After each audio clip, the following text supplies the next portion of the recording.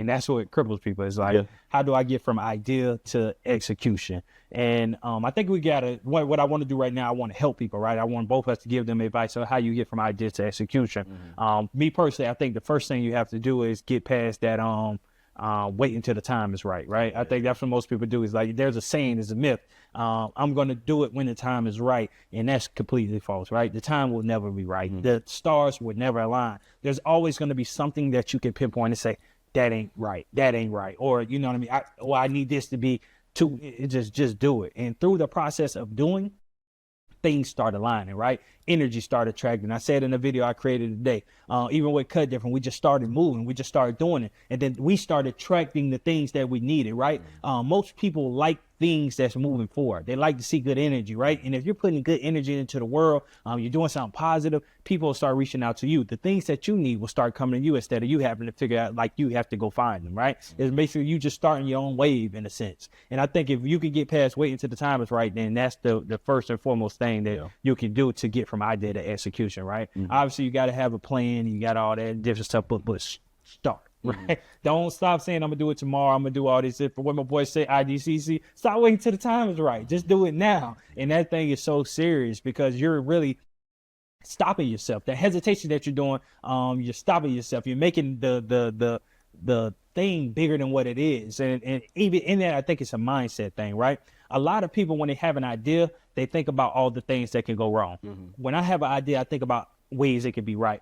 Not to pick on Javi, but Javi, I remember one time I said something to Javi, and I was speaking to Javi when Javi came on the team, and I said, hey man, let's do this. And then I could see, like, his brain was like thinking about all the factors that could stop it from or hurt from hindering us from doing what I was trying to do. And I was trying to get on how we got to start thinking about that. My thing is more so not thinking about, okay, this is why I can't, this is why I can. Obviously, there's the things that if it can't, it can't. But we're not going to think about, we're not going to compile, like, bottle our brain with all the negatives. Let's put the positive, right? Okay, in order to make this happen, this is what, let's not think about this can't happen, because in order to make this happen, we have to shift this around, do this and do that. And I think if you can get that mindset of what you're doing, instead of looking at it as negative, that thing is crippling you and it's making your brain shut down. If you can look, okay, in order for me to do this, this is how we get it done, right? So shifting your mindset and getting past the wait until it's too late.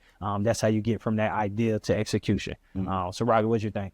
Yeah, hearing your explanation with it, I mean, you're definitely right. It's definitely a mindset thing. So I would still say mindset, but not in the aspect of what can go wrong. What if it go right? Yeah. You know what I'm saying? Because at that point, it's like, now you really on the other side of the thing. You know what I'm saying? So the what can, like, if I become a real estate agent, how much money can I make? Yeah. How many lives can I change? Yeah. What information can I pass down to my kids? Like, what will they pick up on in order to continue, you know, the legacy that I wanna have?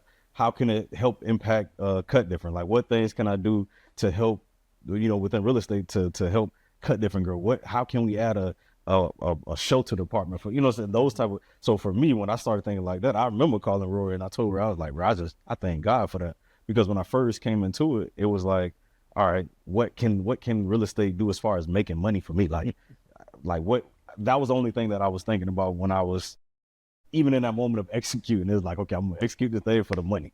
I'm gonna get this money. I'm gonna, you know, be able to give it to the family, whatever, do what we want to do. But then through that same process, as I'm doing it, as I'm taking the test and things starting to go, like I said, the part of another piece coming to it, just doing it, like, okay, well, all right, we got this far, and we could do this. We can buy land. We could put houses on there. It's like, it was like a compound interest. I would say just try to see, like, you know, if you're going to sit down at the table and say, okay, well, I want to do that. You got an idea.